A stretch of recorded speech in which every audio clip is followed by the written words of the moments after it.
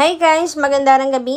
Welcome back po dito sa Gandara SRU channel for Showbiz Update. Ang tatalakayin nga natin ngayon at pag-uusapan mga kakimpaw ay pumapatungkol po dito sa ganap nila Kim and Paula Avellino kung saan spotted nga po na nagsha-shopping ang Kimpaw. Pero bago po tayo magsimula, sa mga hindi pa po nakaka-subscribe sa ating channel, pakiclick lang po tayo ng ating subscribe button at notification bell na nariyan sa baba para mag-i-updated po kayo at ma-notify tuwing may bago tayong chika at balita. Maraming salamat! And ngayon naman, dumako po tayo sa pagbabasa ng komento mula sa ating mga subscribers patungkol po sa mga previous update natin. Bilang pasasalamat na rin sa walang sawang pagsuporta at pagtutok po sa ating mga balita. So narito nga, ang napili po nating basahin para po sa gabing ito. Shoutout po sa inyo, Kinang Norma Dayag. Sabi niya, Kendara, good evening. Walang masama kung kami mga seniors ay mag-illusion na buntis si Kimi. Blessings yan from the Lord. Kaya mostly seniors, I wish na lang na magkaanak na silang dalawa. Kami na seniors, fan ng KP, ang pinakamasayang nilalang. Pag magkatotoo, kami mga seniors na malapit na sa paa ni Lord. Kaya the more na we pray for them both, na sana'y hanggang sa mawala na sila sa showbiz ay doon kami hihinto sa paghanga ng artista. May hanggan din kami sa next generation to come, but not just as we. Love and care for them both. If ever na buhay pa kaming mga seniors, God bless us all. Bakit naman ganyan ang ating pag-uusapan, Mr. Badayag? Huwag kayong mag-alala, mga seniors natin ay mabubuhay pa po ng matagal. Maabutan nyo pa po na magkaanak si Kim and Paolo. Huwag kayong magmadali. Pagpipray natin yan. Tok-tok-tok, supla-supla. Yung mga iniisip po ninyo, no? Long live, Ma'am Norma Daya. Ganda ang mga seniors. Maybe this is also one of the reasons kung bakit pinamanifest na talaga ng mga seniors, no? Na magkaanak si Kim and Paolo. Now we get it.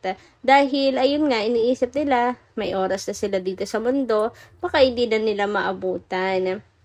Pero think positive lang. Malay nyo naman po, si Kim and Paolo next year, sila naman ang sunod na magpapabinyag, o diba? Antay pa po tayo, mga 1 year, 2 years. Darating din po ang araw na si Kim and Paolo naman po ang sunod na magpapabinyag. Mga friends naman nila ang kukunin nilang ninong at ninang, diba? Don't worry, ibibigay din po yan ng Lord sa kanila. And masasaksihan nyo pa po, Miss Norma Dayag. Pray lang po tayo, walang imposible kay Lord. Mahahaba pa po ang buhay ninyo. Hayaan nyo ipagpipray ko rin po, Ma'am Norma Dayag, ang mga seniors natin. Nabigyan pa ni Lord ng mahabang buhay para maabutan pa ang kasal ng Kimpaw. Yan. Anyway, sabi naman dito, wow, meron pala buong video, pero gustong gusto ko yung pagkarga ni Paolo kay Baby Toby. Tapos, si Kimi taga-picture. Ano ba? Hindi ko aakalain na pinapakita nila ano ang mangyayari in the future kapag meron na silang babies. Ha ha ha. May patikim na pala, no, mga kakimpaw, na mangyayari sa future. So, ganyan na rin nga ang eksena.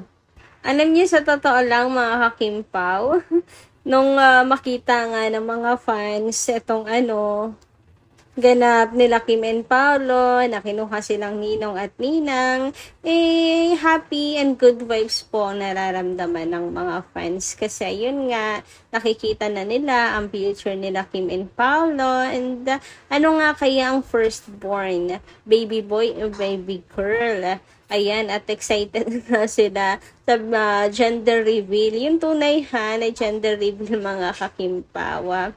Sabi nga daw po kung baby girl ay kamukha naman daw po ni Kimi, as in mini Kim. And pag lalaki, di mini Pao naman. Pero yung iba sabi parang gusto nilang makita ang girl version ng isang Paolo Avellino. Huwag kayong mag-alala, pag-pray po natin sabay-sabay na kambal ang ilabas ng Kim Pao, triplets na o quadruplets pa, yung isang mini Kim, isang mini Pao, isang girl version ni Pao, isang boy version ni Kim. Uy, grabe, apaka-demanding naman talaga.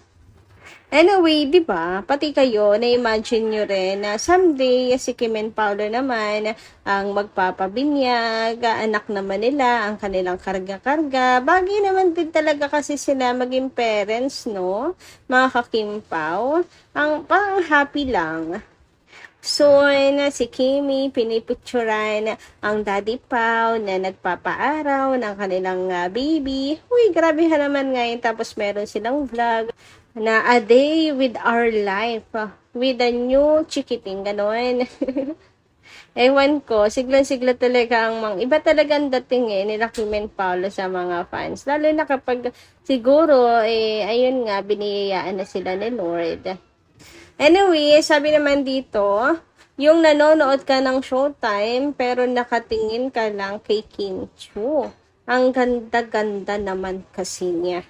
Nako, sa true mga kakimpawa. Alam niyo sa totoo lang, si Kim po talaga ang inaabangan sa Showtime ng marami.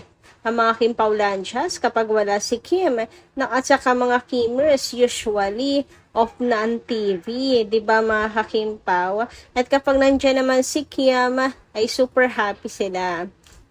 Tapos yung mga mata talaga nila, nakatutok lang kay Kim. Yung tipong dami nagsasalita. Pero yung mga mata nila, naka-stuck kay Kimi. Naku, sa true. Sobrang ano rin naman kasi talaga. Mapapatitig ka sa ganda ni Kim Chiu. Saka very fashionista rin po talaga si Kimi. Super pretty. Kaya kahit seconds lang, alimbawa, may screenshot na agad ang mga fans. Di ba? Dami nga po nagsasabi na kung wala si Kimi, off muna ang TV. Kaya malaking kawalan din po mga ka-Kim Pao kung hindi po magiging present si Kim sa Showtime. At malulungkot din po talaga mga fans kapag hindi po present si Kim sa Showtime. Lalo na yung mga chika dati na talagang mawawala na daw si Kim sa Showtime dahil ganto ganyan. May bagong ipapasok. Kaya sobrang lungkot po talaga ng iba. Pero so far, andyan pa rin naman po si Kim sa Showtime, lalo na kapag hindi po siya busy. So, pumapasok po siya mga kakimpaw. And talaga napapagaan ni Kim ang araw ng mga fans pag present siya. Iba rin talaga yung aura sa Showtime pag nandyan si Kimi. Anyway, dumako naman tayo ngayon dito sa pinaka-sentro ng ating update ngayong gabing ito.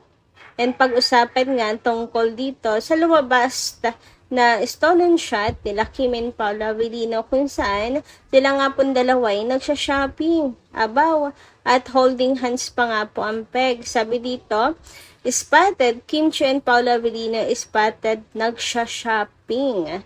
Ayan po mga kakimpaw.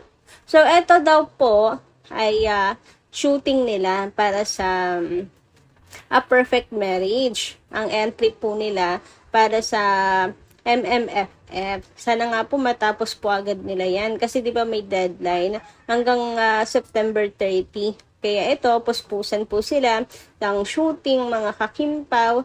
And ito po pala yung character nila Kim and Paolo Avellino dito. So, ayan, it's giving naman talaga mga kakimpaw ng magjusawa ang peg ng dalawa. Grabe si Pao, no?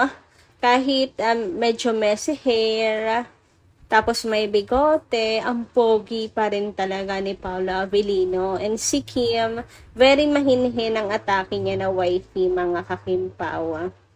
Napakasimple lang nila dito ng mga suot nila mga kakimpaw. Pero yung face card talaga never decline mga kakimpi. And meron din po mga nagsasabi na nandun sa area kung saan nagsushoot ang kimpaw. na napapalibutan daw po ng security. Si Kim at saka si Paula Avellino. Well, dapat lang naman, di ba mga Kakim Pao, meron talagang security para hindi po sila kuyugin. At the same time, alam nyo na yung threat, di ba? Meron daw po yan doon sa likuran, mga Kakim Pao. At saka nandun sa kilid nakaabang lang. Siyempre, para hindi rin po abala sa shooting.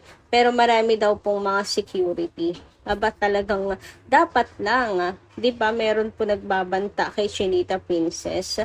Abay dapat lang po talagang higpitan at kung tutuusin dapat hindi lang po hanggang security Dapat may action nga yan, mga Kakimpaw. Dapat ang Star Magic meron pong action dito.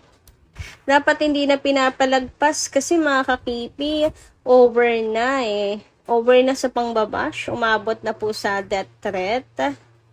As in, gustong mag-hire ng professional para ipatumba si Kim. Aba, hindi na po tama yon at hindi na dapat tinotolerate yon, mga kakimpawa. So, yun lang muna ang ating update. Maraming salamat po sa pakikinigan. Kita-kits po muli sa susunod natin mga chika. Maraming salamat. Ingat po palagi.